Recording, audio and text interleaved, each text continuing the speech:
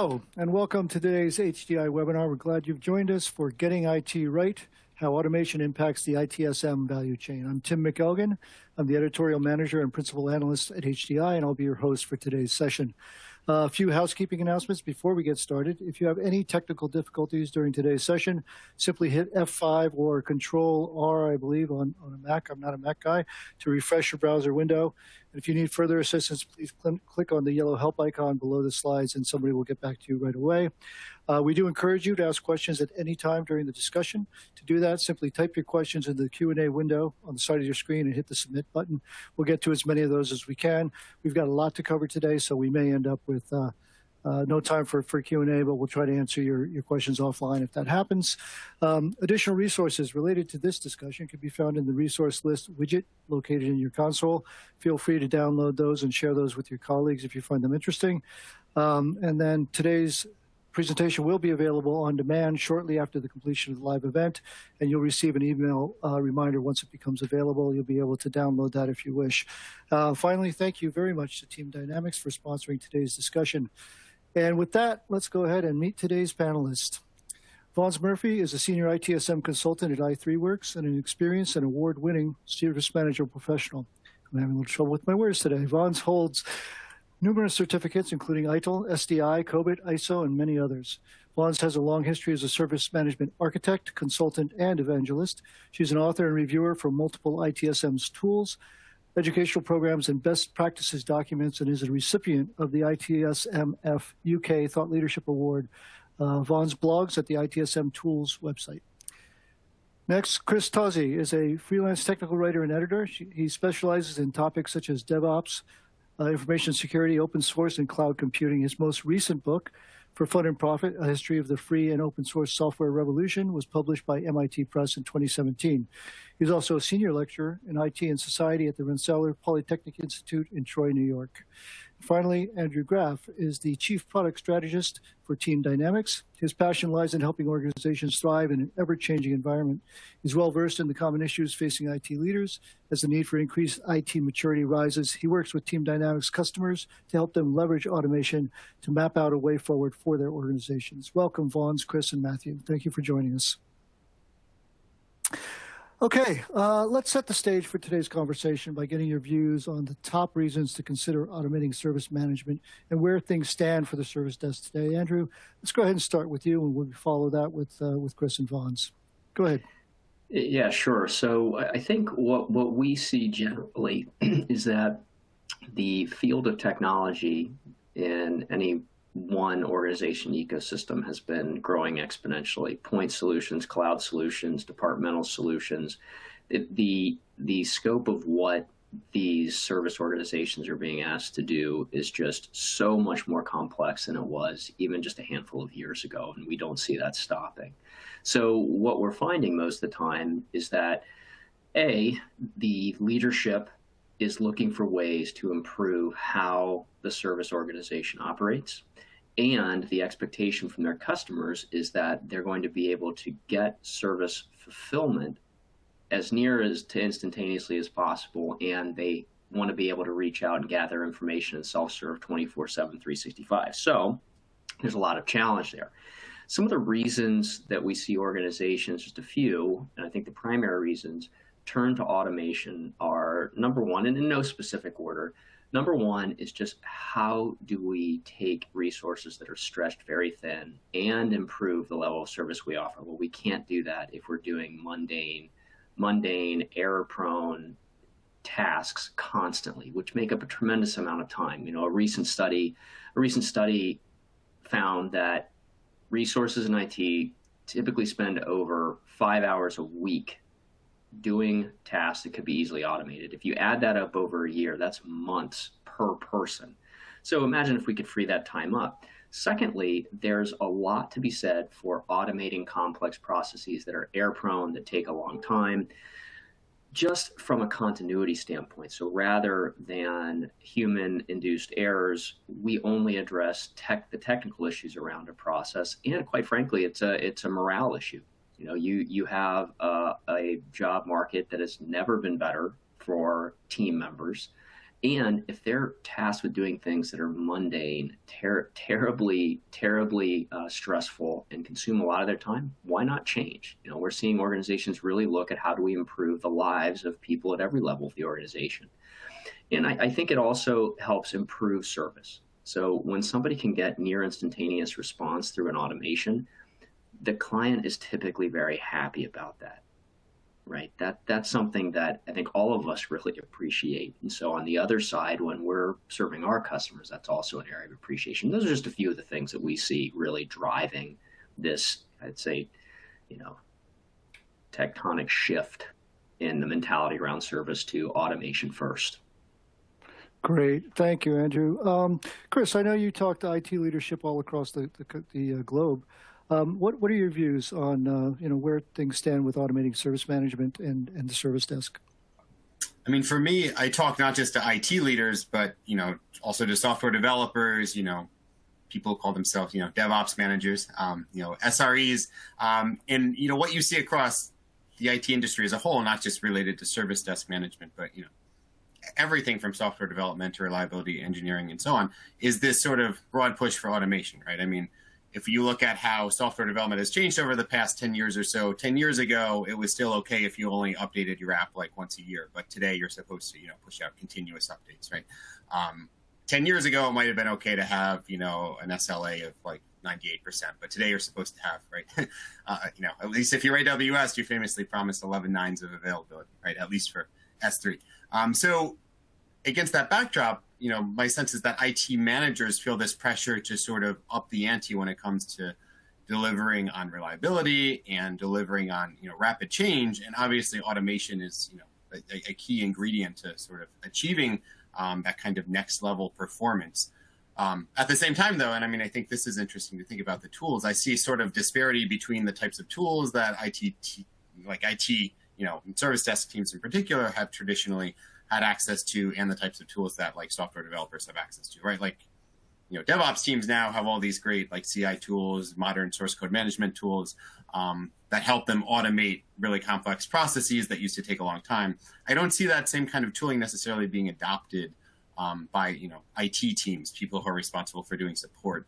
So I think it's interesting. I mean, that's kind of, if I had to summarize the state of the industry, it's like there's more pressure placed on IT teams than ever before, but I don't think they've been given as many tools, or at least they haven't necessarily embraced those tools to sort of, respond to these pressures as have, their counterparts in other corners of the IT industry. Yeah, that's very interesting. And the other half of my job is dealing with call centers, and they're very much in that same situation. Fons, as a practitioner, what do you see as sort of the top issues? Well, I'd agree with Andrew and Chris. It's about leveling up. I think, we're kind of 2 years kind of post kind of the worst of COVID, and we're coming out of this really unique, operating environment. I think the COVID situation is something I don't think any of us had anything comparable in our lives to compare it to. And it's all about leveling up, I think. And by looking at automation, we're kind of, it's a commitment to quality, isn't it? It's saying that we care about customer experience. We care about our customers, giving them the best possible experience when they interact with us as an IT department. We care about our colleagues, about kind of, using automation to kind of do the heavy lifting, to free them up to do the more challenging or the more interesting tasks. And we care, about kind of excellent experience, about leveling up. I think it's also about giving folks options. I think before the pandemic, there are lots of conversations, weren't there? I know I remember talking about it was, do we really need voice channels into our service desks anymore? Can't we just do everything by email or by Teams or by self-service or by bots? But actually, one of the things that came out of the pandemic for me as a practitioner was that a lot of folks actually loved being able to contact the service desk. Like I was running during the pandemic, a service desk for a housing association in the UK. And sometimes, folks would ring up for a password reset or a piece of kit, and I'd be the only person they'd spoken to kind of all day. So I think automation is great, but it's still all about the people. And I think by having automation, it kind of frees up kind of more people to have the engaging conversations, the value add conversations. And it means we can automate kind of the simple stuff. And no matter what your organization, no matter what your people, no matter what your challenges, there will always be things you can automate. So password resets, updating groups in AD, multi-factor authentication, self-service. There's always going to be an opportunity for automation. Yeah, and I think, and we have to always remember that automation is not an excuse to sort of remove the humanity from those interactions. It's just a way to allow our teams to be more efficient and effective when they do interact. Vaughn, I want to stay with you on this. And for organizations that are just kind of getting started down this road, and there are many that are, what are some of the critical first steps that you would put out there when setting up ITSM automation strategy? Okay, so there's a few things. So the first thing I would look to do would be, right, look at your problem areas, look at your frequent flyers, okay, look at the things that cause pain to your business, to your end user communities, look at the things that they ring in about all the time, look at your top 10 most frequently logged incidents, your top 10 kind of requests, automate those. Okay, if you do problem management, fantastic, or incident matching, they've done the work for you. Look at those frequent flyers. Another thing I would say to do is if you have a capacity management function or demand management, look at your busy times, look at your times when your services are in high demand, and look at the kind of demands around that. See if there's anything that can be done automation-wise to look at, boosting performance or availability. Speak to your service desk. People really, in my experience, they take service desk analysts and techs for granted. But think about it, they speak to absolutely everyone in the business, from the CEO who's flapping because he's got an important meeting and there's a piece of tech that isn't working, to the intern that's, on their very first day and they need, login like permissions or they need a password reset. They talk to everyone, they know everything. So speak to them. See where kind of they see the kind of pain points are. If you've got kind of relationship managers, service delivery managers, speak to them, see if you can tag along to service review meetings, see what's causing the business pain. And then the second thing I do from a strategic point of view is I would look at the 4 tenets of kind of ITSM. So I'd look at automation, agent intelligence, AI, analytics, and just, you don't have to do it all at once and you don't have to get it perfectly right first time, but just look at the pieces that kind of are relevant to your organization and see what you can automate.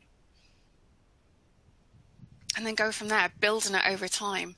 To quote, I think it was Stuart Rantz from the ITIL 4 guidance, one of the guiding principles, start where you are, just do something. You can make it better over time, you can bring in continual improvement, you can build it up, but just do something and then go from there. Yeah, and I think you bring up a very important point. You need to ask and then you need to act, right? The information, the knowledge, the insight into how your organization actually works is there, but you need to ask the people who are doing it, and then you need to make sure that you take action based on that. Andrew, what do you advise as an organization is kind of just starting down this road? I agree with everything that Vaughn's just said. I think one thing that I would add is if an organization is having trouble figuring out where to start or to get support to start, we have seen some of that apathy that, well, we've been doing this forever. Why do we need to automate? Something that can happen is when you sit there in a big group and, everyone on this call is smart. There are very, very few people who get to a role who would be sitting on this call that doesn't have intelligence. And what happens typically, and I certainly suffer from this with our teams, is we think of all the things in the world we can automate. Oh, wouldn't it be great? Wouldn't it be cool to do X, Y, or Z?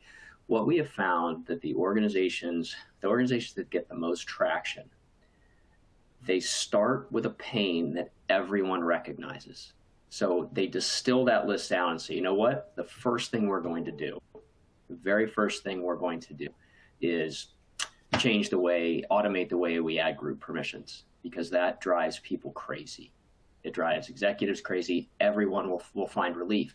And then from there, you get this effect where someone says, well, that really made my life easier. Well, what next? What next? What next? What next? So starting with these agreed upon pains, even if it's not the most pronounced pain to IT, but if you look across all the areas that find it painful, and you decide that is the best bang for your buck because it's going to reduce pain that's recognizable across the most groups to build momentum, I think that's a really prudent tactic if people aren't gung-ho for automation or not fully bought in. Yeah, I think that's a great point. And I think a lot of organizations believe they know what the pain points are. Instead of doing the hard work and finding out exactly where, everybody agrees that this would be a great place to invest to start off with. Chris, what do you see as organizations are beginning down this ITSM automation road?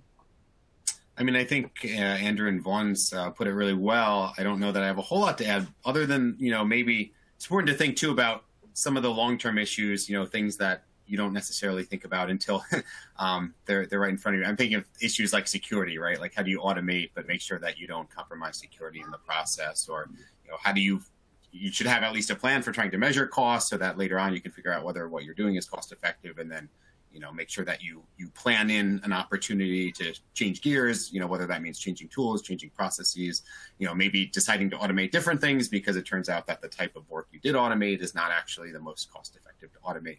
And I guess, the only final thought there is to make sure that you actually consult with your practitioners, because in some cases, I talk to IT managers and let's say we kind of didn't really talk to them and they feel left out of the picture. It's like management is making decisions about how their jobs are going to change, like the people who are actually on the front lines in the trenches. And then, if they don't feel like they're valued, then, automation isn't going to deliver as many benefits in terms of improving, practitioner morale, et cetera. So I think, you want to make sure it's a fully collaborative process and not just IT managers trying to decide how they can automate the work being done by, the people who are doing it day to day.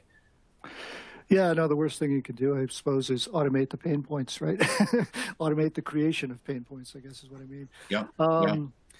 So, Chris, I'm going to stick with you on this. We hear a lot about organizations moving away from scripts, moving to a no-code environment to automate service management. In your conversations, what concerns do IT managers and others bring up about making this shift? I mean, it's a good question. I think that in general, I would say that when I talk to people about, the low code, no code, or sort of no ops, which kind of falls into this bucket two sort of paradigm, they seem to fall into one of two camps. And to be fair, this is all anecdotal. I haven't systematically surveyed them, but either people will say, that's not realistic. I'm never going to get to a situation where I can totally no code my way into, service desk or, ITSM. Or they'll say this is possible. That can be done, but then the second question that they ask or the concern they raise is what are the security implications? Because I think, especially now that low code, no code has started to become established, there's been more of a conversation around, what if the integrations aren't secure, or what if in theory these platforms are secure, but it's going to be really hard to get my people to actually use them in a secure way. That's a sort of issue. And then, the cost issue comes up, the maintainability, concerns come up. I think these are all kind of rolled into the conversation about no code, low code. So I guess the takeaway is that there maybe are just some non-believers out there. I don't know. Maybe their attitudes will change as they see that people are actually doing no code automation and it's working. So that's one group. And then the other group is you have to prove to them that this, a no code approach is actually more secure. And I think it is. I mean, I think this can be done in a really good way. It's just, again, it kind of ties back into the idea of thinking long-term rather than just, embracing tools and then figuring out how you're going to solve the, the security, the manageability issues down the line.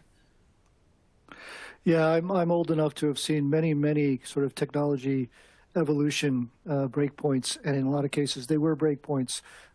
Spend a whole lot of money and then go back and spend it all over again because you hadn't thought through.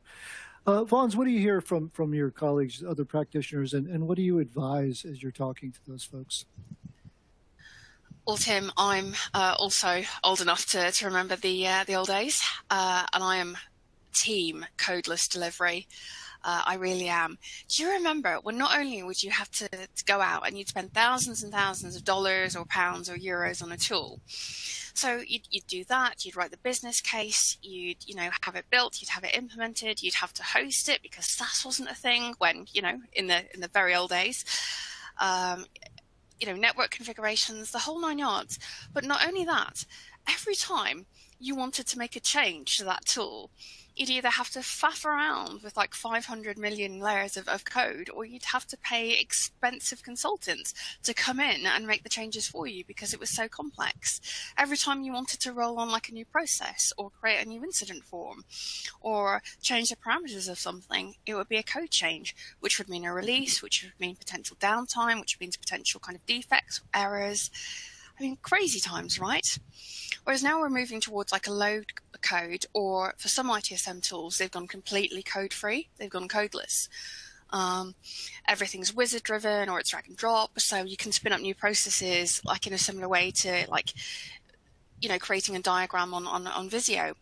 And I think as long as we take care of the security implications, that we make sure that all the integrations are secure, that's probably the safest way to go, because they're automated, because it's not codeless, because it's not code driven, because it's menu driven or widget driven or drag and drop driven, they're less prone to human error. We've all seen horror stories where, someone's entered like a slightly incorrect version of the code, or they're out a digit and they've managed to, instead of, pushing out a new update, they've taken the service down or something. So I think codeless I think we're gonna see it, I think that's going to be the way to go. I think it's going to grow in popularity. Yeah, I think an extreme kind of scenario that I experienced was the guy who wrote all the code retired and nobody knew what to do. And that's an extreme, and I think we're well past that. But there's always that one guy, right? There's always that one person it's like the Yoda of the IT department, and they know everything, and they build these custom, and that's another thing with code. Like, it can be so easy to spin up kind of custom kind of scenarios for your organization, but it's not out of the box. And then, that person leaves or retires or wins the lotto and wants to go to Disneyland, and no one else knows how it works. Whereas if it's codeless, you can baseline the functionality really easily. You can customize the views, so you've got more technical views, less technical views. You can lock down the security. No, team codeless all the way. Great. Andrew, as a solution provider, what's your view on this? Yeah, sure. So as a provider of the automation and integration platform, one of the things that we found that was, I knew would be happening, but I didn't know how pronounced it would be, was we're seeing a real paradigm shift from your service management group either having staff members who know how to write PowerShell, they understand Python, they understand all these different languages, right? Then they go out and learn all the interfaces for all the systems that they need to interact with, right? And they become a bottleneck, or they become so overburdened. I can't tell you how many times we hear, I could be working 24 hours a day, every day of the year, and I'm still behind, and people are still frustrated I can't get more done. A shift to, what? We need to control our own destiny as a service organization, because now we are relying on a limited set or limited availability of technical resources. How many times have you sat there and you needed one of these changes like Vaughn's suggested, and you have to get in line with the group that does this? And guess what? You're the internal group. You're not revenue facing necessarily. So guess whose priority gets developed? So now we're waiting. Yet the expectations of our group keep expanding. So while we're waiting on getting the integrations and automations done that will help us transform our business, help us meet our budgets, or be able to provide the level of service that we want, we're waiting. So this is a major shift to shift control of destiny to the service organization, because now I don't need deep technical skills. I don't need software developers, right? I can use this codeless platform to build the automations that I need to quickly fix them. And oh, guess what? Everyone speaks the language, so it's easy for me to get in there. If something breaks, we have automated troubleshooting now. It can pinpoint the exact piece of data in a process that broke. I don't need to crack open the code, try to fix it, test it, fix, test, deploy like I used to. Right now, it'll pinpoint. I can make those changes very quickly. We can be nimble as an organization. I also think on the security point, there's an amazingly compelling case for this, because if you go to someone in IT who's what I would say coding in the hand-to-hand combat fashion, which, trust me, there are some brilliant people that we work with. We have them on our team. We have that guru, right? And if you ask a CIO or a director level person, can you name all the places integrations exist in your organization and all the APIs where they're being used? The answer is going to be no. And then the second question that we see people wanting an answer to is, well, if I get audited, can I guarantee that everything's being authenticated against in accordance to our security standards? The answer is typically no. So this poses a risk. A really good integration automation platform entails the ability to maintain and manage your APIs and all the connections to them, plus connectors for the systems that you use commonly. So from a security standpoint, I'd posit that it's actually a huge leap forward. Now, the other concern we have is there's that guru or gurus feel like, oh my gosh, I'm losing something here. I'm losing something. And what we have found is that that's the initial knee-jerk reaction. Well, I don't need that because I'm really good at this. That's my job. What we have found is the most innovative gurus think of it and say, wait a minute. You mean that I can build reusable snippets in logic that I don't have to code, so I can whip together 5 times more integrations and automations that I did before. And then for the really complex stuff, I can still write code. So I can be building this library of reusable stuff. No developer sits there and says, yes, I love to test when things break. When something breaks, I love it when people say, what you wrote is broken, now go fix it, and I have to derail everything I'm doing. I mean, I used to be a developer eons ago. No software developer likes that. So these platforms can be a huge augmentation. I mean, imagine being a great integration automation specialist and then getting an enormous boost of power in what you're capable of doing, right? And you can push off the stuff you hate to do to other people who aren't developers, right? All those mundane things that people are like, gosh, I can't believe I have to do this. Like, this is so boring. This isn't what my job to be. I want to do big brain things. I want to do the big complicated things that I can sit back and say, look how elegantly I've done this. This strips away, a no-code platform strips away all the mundane work for me. And it's like the troubleshooting, and it allows me to focus on the big brain stuff. It makes me look like a hero, quite frankly, in many cases. So I think that's one of the biggest misconceptions that we see, is just people sitting there saying, well, gosh, this is really threatening to me. And then you have, and this is one of the most profound things I've seen, is you have someone in the room say, wait a minute, this is amazing for me. I can do what I do best and don't have to waste my talents on all the little junk that flows across my monitors. So it's a huge shift. I mean, I think this is big. And not to mention all the time that they get back to really focus on those high-end, high-value. And for that matter, you're going to spend some money on consultants. Well, at least you know that you're spending money on stuff that's really tough and not the stuff that's repetitive and mundane. And sticking with you, Andrew, and sticking with repetitive and mundane, a lot of research studies out there that the techs are telling us that repetitive and mundane work is hurting their morale. It's having a negative impact on their retention, recruiting, et cetera.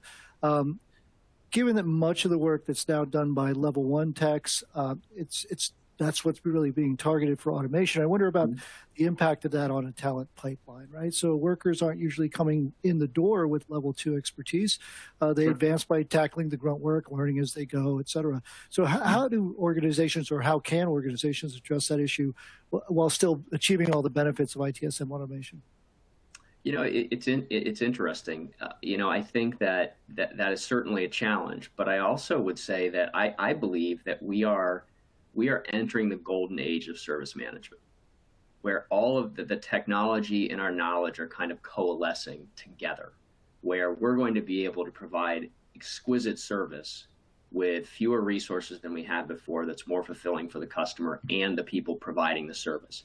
And so what I mean by that is that, when that study I referenced where a majority of organizations their people are spending over 5 hours a week on things that could be automated.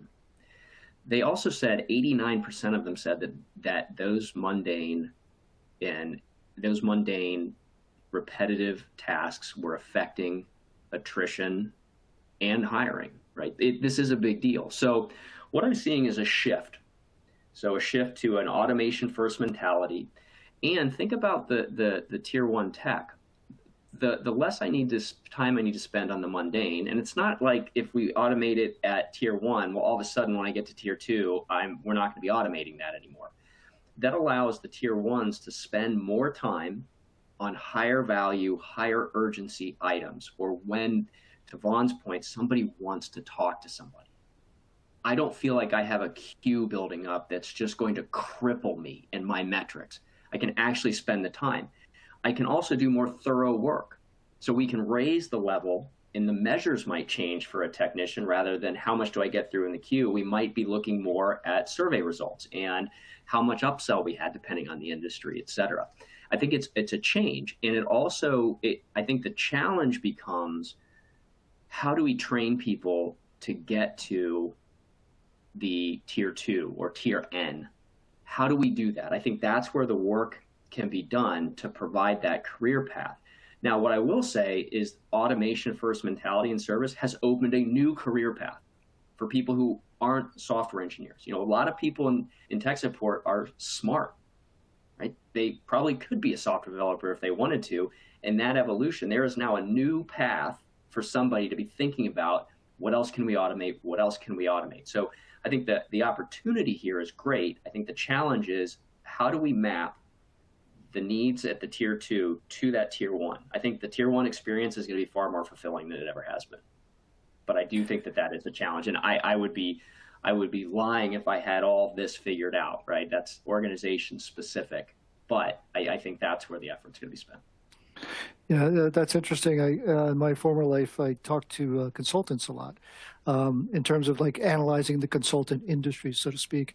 With COVID, there was a huge problem. The young folks weren't able to shadow the experienced consultants, and how did they learn?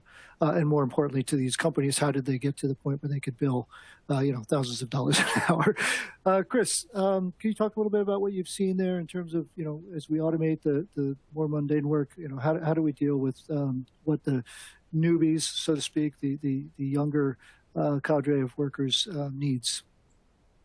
I mean, the thing that comes to my mind, and this is something I teach about, there's a scholarly literature that's emerged in the last 5 or 6 years that talks about the divide between so-called builders and maintainers. And these people are interested not just in the IT industry, they're interested in, they're like sociologists and anthropologists trying to figure out how people work in general. And I teach about this because I tell my students that in the IT world, the builders are often given more prestige and they're paid more money than the maintainers. And the builders turn out to be like the people who build software, right? Like software developers on average get paid more money than IT engineers. They're also in some way, you think you can make an argument that we live in a world where, right, the developers are held in higher regard. And, we could talk about depictions of developers in movies versus versus depictions of IT engineers, et cetera. I mention all this because I think that part of the reason why IT engineers, why people doing ITSM are seen as not being as smart, is not being deserving of high salaries like software developers, is because the idea is that they're doing tedious things, they're doing boring things all day long. They're the maintainers, in other words, right? And obviously, if you actually work in IT, you know that they're doing really important stuff because solving problems is really important for keeping the business functioning. But still, the fact is, in general, they don't get paid as much money. Right. And people tend to not think of IT work as being quite as exciting as, building a new app or, working as a developer at Google or whatever. And automation, I think, is a way to actually make the lives of the maintainers, a little bit better, because what you could do, especially if you're a level 1 tech, these people who are coming in whose jobs now are actually very boring and do actually maybe seem not, too important because they're mostly just doing tasks that seem really menial. if you can automate a lot of those tasks, then those people will have more opportunity to do creative work. They'll have an opportunity to become, builders of a sort, because they can build new things rather than just, responding to tickets in a sort of boring way, for example, all day. Doing things like, provisioning accounts or whatever, things that could be scripted, things that are not seen as bringing a lot of value to the business. And again, to be clear, arguably those things do actually bring a lot of value to the business, but in general, they're not perceived as being high value activities because, Active Directory management is not seen as being, as exciting as, again, like building an app. And so, again, this is kind of a convoluted discussion. This is the scholar in me coming out. But my point is that, automation, I think, is the key to making IT work in general seem more exciting, seem more relevant to the business, precisely because it means that we can let the tedious tasks be performed by software, and then IT teams have an opportunity to, do more, to build more, basically, right? To be more creative. And I think that's sort of the key to achieving some kind of parity between the IT side of the IT industry and the software development side of the IT industry. It's interesting. We just finished up our State of Tech Support survey report. And one of the things that came out of that is that very, very few IT techs are getting the training they need. And I think that that's going to be exacerbated by the need to train to more sophisticated capabilities. And I think that from a strategic point of view, organizations really have to focus on that. And I got to say, Vons, I blame some of your cohorts for the perception because, we all watch the IT crowd. And, love that show so much. So, but what it's basically how I explain to my kids what I do all day. Oh, yeah, perfect. Yeah, perfect. So, but what are your views on, how do we address sort of the talent pipeline? Well, first of all, I loved what Andrew said about how we're in this golden age of kind of service delivery and that we want to be delivering exquisite levels of service. Like, absolutely, for both, our customers and for our people delivering the service. That's absolutely where we need to be. It's been a rough couple of years. So yeah, great word. Let's make it exquisite. I loved Chris's point about the, kind of IT techs kind of in film or in TV versus kind of in real life. There's a definite disconnect. For me, I think where kind of automation really adds the value for me, and this might sound like slightly at odds with kind of the subject matter, but it brings people closer together, and it helps us to up our kind of communication games and our kind of knowledge sharing games. Do you have time for a little story? Very quick. How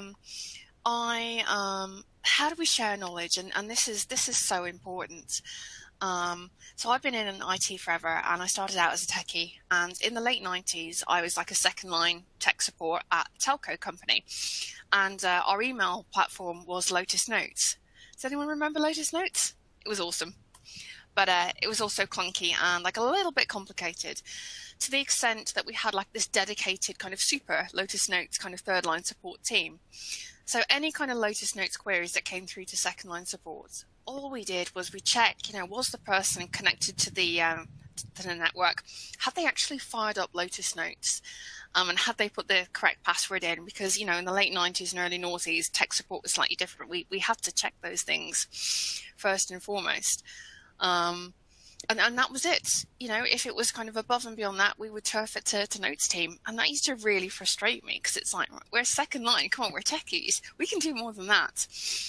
And I remember asking the Notes team if they'd show me some quick things that I could troubleshoot. And at first they didn't take me seriously. It was like, go away, we're Lotus Notes, we're super techies, you're just second line. But I was persistent, and I probably bribed them with biscuits and beer and tea, like in the UK. Like if you bribe someone with tea and biscuits, that's it, they're yours for life.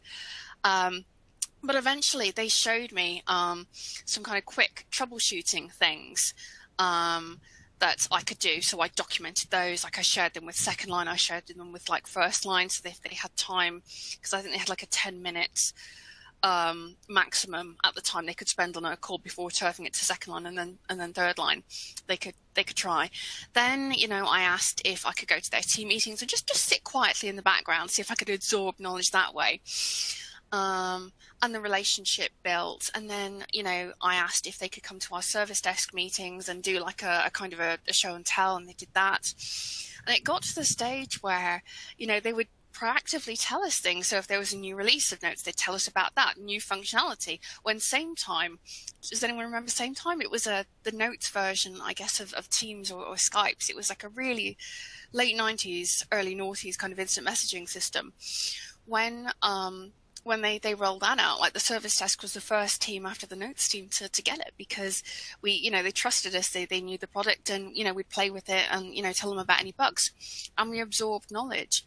And that's the thing, that's really valuable. And there are some things that you can't automate, but by automating the other stuff, you free up like tech support teams, to explain and to train and to upskill, the teams around them. So third line can support and coach second line can support and coach first line, and you get that flow of knowledge, and that's really important.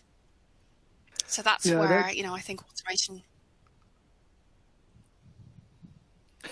Okay, sorry, talking over each other a little bit. Yeah, Lotus Notes was an experience we had, and I think it's a great example of technology causing people to have trouble doing their jobs, right? And that's the worst thing you can do. Do you remember the back-end database stuff? It was fun. And at that time, I was a writer, so I didn't want to know anything about anything, just make it work, right? And to be fair, it's not just Lotus Notes. I mean, Outlook, I'm looking at you. It's 2022. Why do we still have to deal with PST files and OST files? If there's anyone from Microsoft listening to this, can you sort that out for me? You make me very happy. Thank you. Yeah, and do it tomorrow. So we've talked a lot about my next question, but I want to go ahead and ask it anyway. So the repetitive tasks, we talk about all the time. Onboarding, name changes, software provisioning, standard stuff, Active Directory, and of course the infamous password resets. But what other tasks can be efficiently automated today, and which do you advise should be tackled first? Are there some specifics that you can share with us? And I'm start with Vaughn's. Awesome. So, absolutely, and let's start with password resets. There isn't, a company in the land that doesn't, suffer with password resets. I think particularly after the holiday season or after Christmas. Let's face it, the Monday after the Easter holidays or the Hanukkah holidays or just the Thanksgiving, every single call your service desk is going to have 99 out of those 100 calls, they're going to be about password resets or account lockout. So do yourself a favor, go ahead and automate them. Another thing I would say would be multi-factor authentication. If you're not doing that, seriously, you're missing a trick. It is the single most useful thing you can do to just completely level up IT security. Look at multi-factor authentication. Another thing that I would do with automation is don't just limit it to IT. So lean into enterprise ITSM. So don't just limit kind of all this best practice, all this exquisite, to borrow from Andrew, all this stuff. Share it with the business. And when I say share it with the business, a really easy way of doing this is look for departments that are very process driven, that have defined inputs, defined outputs, that have really clear kind of trigger points. And, look and see what your kind of service desk tool or your IT kind of processes could offer them. So for example, request management, incident management, problem management, they're all things that could be kind of applied and rebranded for other departments. So for example, facilities, spin up like a facilities flavor of your incident capture form to report issues with office equipment. Room booking, use a request management form to book rooms. HR, again, request management to look at kind of new hires, internal moves, or colleagues leaving the business. Health and safety, use the incident capture form to report accidents or near misses. Your quality control department, use your problem management module, just rebadge that so folks can, report quality issues or defects in production. All ways that we can kind of build, we can kind of build worlds, not just within IT, but we can enable the rest of the business as well. And I think that's critical because it also gives you a story to recruit champions from other departments, right? And get that support. Andrew, what are you looking at kind of at the next level of tasks that could be automated and should be automated early on?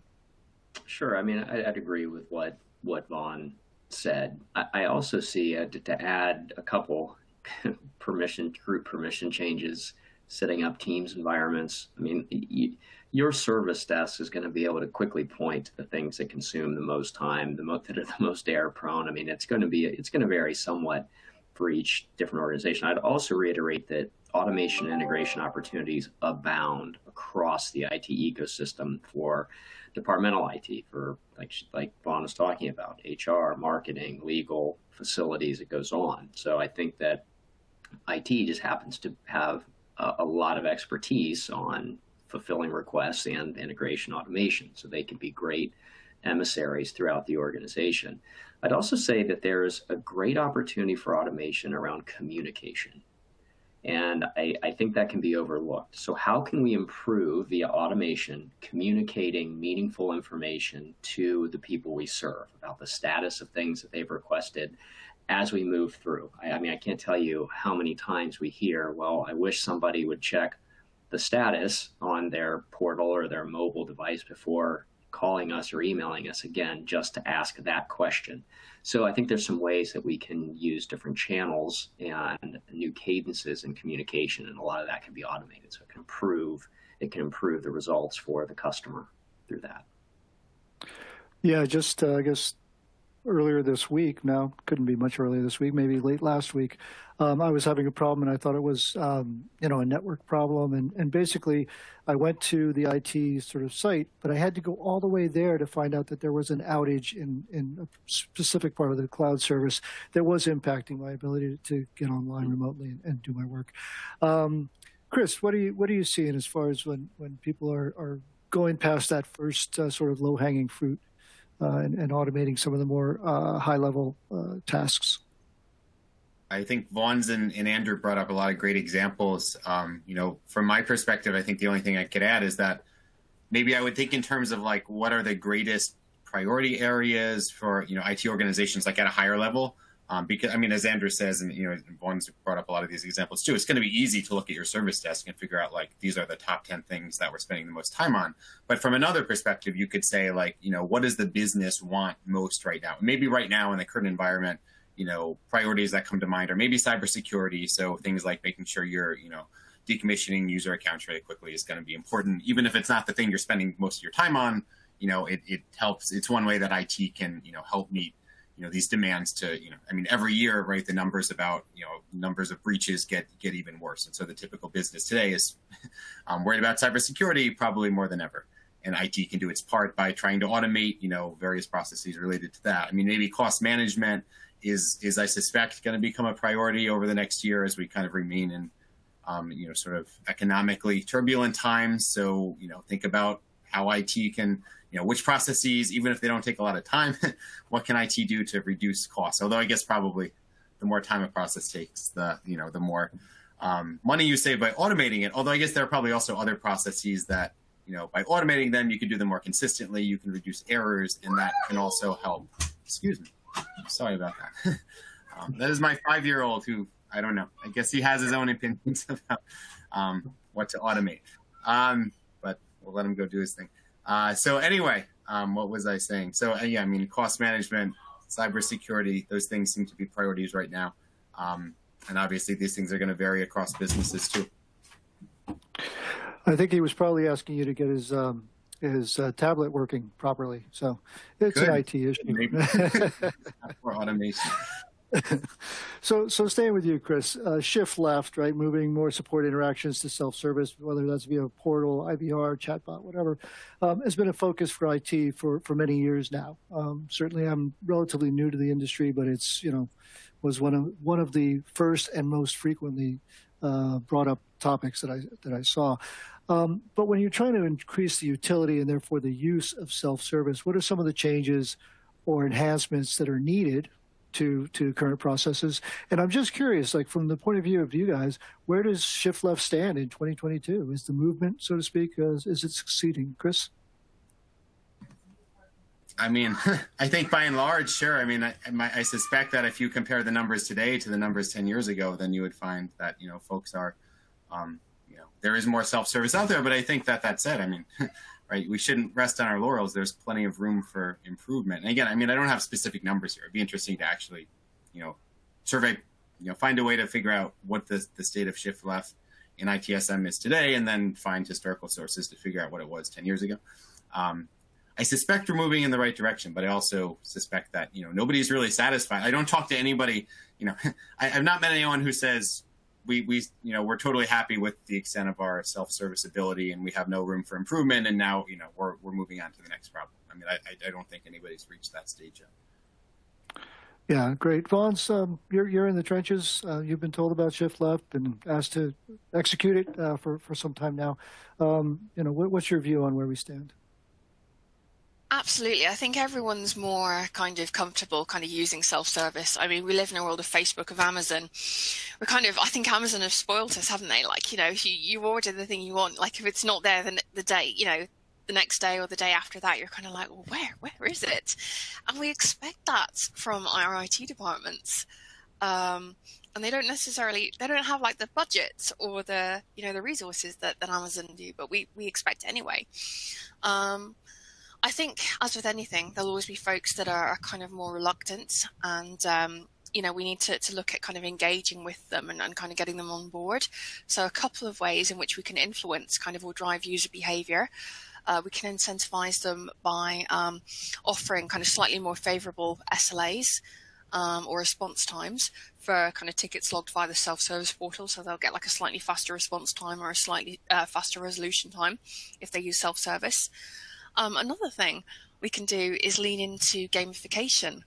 So that's like a trend in industry that's been growing quite a lot in the last few years, is that it's making it fun. We should we have all this tech, we have all these gadgets. Why aren't we having more fun with them? So gamification, for those who aren't aware, it's just a way of kind of, I guess, making kind of IT more user-friendly and more fun to interact with. So say, you search knowledge bases, or you can, set like little mini quests and you get rewards like badges or kind of Starbucks or Amazon gift cards if you, submit kind of more things via self-help, or you write self-help articles, or you write user guides. Sometimes the best authority on a software package, it isn't actually IT, it's the end user that's using it, like that uses it day in, day out. It's their life, they live and breathe it. By making it fun, by making it engaging, they're going to lean into writing content, they're going to lean into using self-help, and we get more of an uptake. Right, so generally reducing friction. Andrew, what's your view on the shift left thing? I mean, you guys are out there trying to figure out how to capture that in your products, right? Sure. Yeah, absolutely. And I think broadly it is succeeding. I don't think we work with a single customer that's saying we don't want to create the opportunity for more self-service when it's appropriate. And I think largely people are moving along that continuum. So I think it will continue for certain. I do think that the best organizations try to meet the customer with content where they are.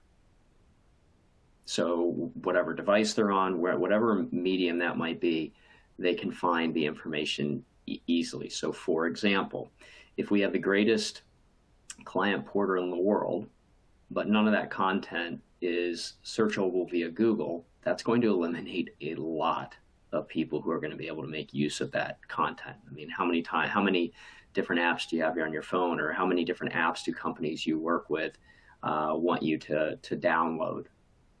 I mean, it's mind-numbing. I mean, all of our phones would have thousands of apps on them if we took up everyone on that. So most people search, most people are out there on social in different areas. I think just meeting them where they are. I think that's going to continually be a winning practice. Great. So I had a question around knowledge management, but I realize that that's a whole hour conversation all by itself. And we're down to down to about 6 minutes. So let's close with the money question. If each of you could kind of help me with the storytelling part of this, how do support organization leaders convince the CFO to invest where you want them to invest? So I'm going to start with you, Vaughn, then Chris, and end with Andrew. Where can ITSM add the most value for an IT services team and most quickly achieve, a return on investment? I know we've talked around that, all of those questions, but if you could kind of sum up, I'd appreciate it. Okay, so in a very kind of quick summing up, look at your pain points, look at what your business raises kind of day in, day out, automate that. So automate the 10, the 5 most, the 10 most, the 20 most, the 100 most like frequently logged kind of tickets. Automate those. Automate password resets. If you do nothing else, automate those. You'd be amazed at how much time that frees up. Automate things like software deployments. That's another kind of major hitter in service desk environments. If someone needs software, automate the kind of back-end process so the system can check automatically. Is there a license assigned, or is there a free license? Happy days. We can just deploy that software remotely. If not, is it under a certain value? Again, it gets purchased and it gets deployed remotely, and build it from there. Look at building kind of event management and alerting if you don't have it already. That's going to help you get like ahead of the curve and let you be like more proactive in your support models. So look at automation, look at AI, to look at kind of what's happening in your infrastructure day in, day out. It's where you'll see the most value. It's the business as usual stuff. It's the stuff that you deal with day in, day out. Automate those and then go from there. Great. Chris, can you give me a kind of a 2-second overview? Sure. Sorry about keeping it so tight. No, this is great. I guess I would think in terms of make sure think about how the IT organization relates to the broader business, and think about how the steps you take can benefit, not just IT for IT's sake, but the broader business. I think that's the best way to sell it to executives, right? Because, they might not know how hard it is to do a password reset manually. But if you say, by automating this process, we'll save, this time, and it'll help us recruit people better, help us retain talent better. It'll also help us, probably with cybersecurity outcomes. That's one small step toward better cybersecurity, right? Good password resets, toward increased employee productivity, et cetera. Then it's much easier to sell than just saying, right, we want to automate this because our practitioners don't like it. Right. Sure. Andrew, we're going to give you the last word here. Sure. I agree with everything that Vaughn's and Chris just said. What I might add there, too, is if you can lead the messaging with pains that the audience feels. So if you can say, you remember how long it took you when you requested XYZ report to process that, we could package that up and have it to you within 10 minutes, right? I'm not saying that would be relevant to the CFO, but it's an example. Or, you could say right now it takes us X amount of time. We see that you've made these requests 15 times this year, and your team has made them 100 times this year. And every time that's taking at least 6 hours of time, whatever it might be.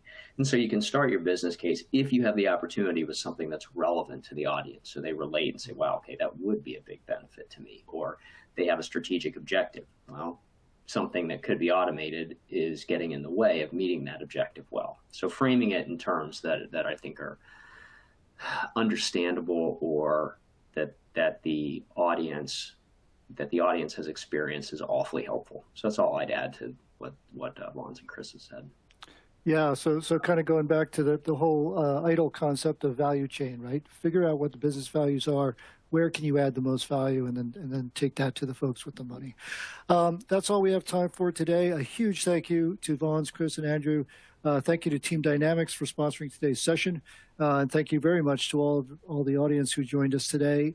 Everyone in the audience, a reminder, you will receive a follow-up email that includes a link to view a recording of today's presentation. So if you did find this event useful, please share it with your colleagues. Once you leave the event, a short survey is going to pop up in your browser window, and we'd appreciate very much if you share your feedback. That helps us to tailor our programs to your interests. And I want to apologize for not getting to the Q&A. I will share some of the questions with our panelists offline, and we'll try to get those out to you in one form or another. So thanks again, and everybody have a great day.